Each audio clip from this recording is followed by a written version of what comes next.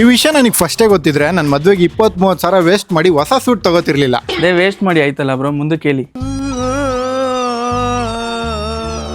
Okay, ಇದು comedy ಅಲ್ಲ, matter ಸ್ವಲ್ಪ ಸೀರಿಯಸ್ಸೇ. ಹೇಳ್ಬೇಕಂದ್ರೆ ನನ್ನ ಮದ್ವೆನಲ್ಲಿ ತಗೊಂಡಿದ್ದ ಸೂಟ್ನ ಮದ್ವೆಗೆ ಒಂದಿನ ಯೂಸ್ ಮಾಡಿದ್ದಷ್ಟೇ. ಅದಾದ್ಮೇಲೆ ಎಲ್ಲಿಟ್ಟಿದ್ದೀನಿ ಅಂತಾನೂ ನನಗೆ ನೆನಪಿಲ್ಲ. ಈ ತರ ಒಂದಿನ ಯೂಸ್ ಮಾಡಕ್ಕೆ ಯಾಕೆ 20-30 ಸಾವಿರ ಖರ್ಚು ಮಾಡಬೇಕು? ಅದಕ್ಕೆ ನಾನು ಸೊಲ್ಯೂಷನ್ ಹೇಳ್ತೀನಿ. ನೀವು ಖರ್ಚು ಮಾಡೋ 10% ದುಡ್ಡನಲ್ಲೇ suits, tuxedos, Indo western, sherwani, kurta ಬಂದಿ ಈ ತರ ಡಿಸೈನರ್ ವೇರ್ನ ರೆಂಟ್ ಮಾಡ್ಬೋದು.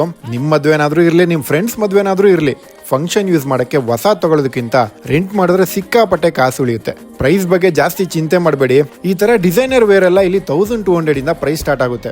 ಅಯ್ಯೋ, ಸ್ಪಾಟ್ ಹೇಳಕ್ ಮರ್ತೆ, ಕ್ಯಾಂಡಿಡ್ ಮ್ಯಾನ್ ಅಂತ ರೀಸೆಂಟ್ ಆಗಿ ಶಾರ್ಕ್ ಟ್ಯಾಂಕ್ ಇಂಡಿಯಾನಲ್ಲಿ ಫೀಚರ್ ಆಗಿದ್ರು.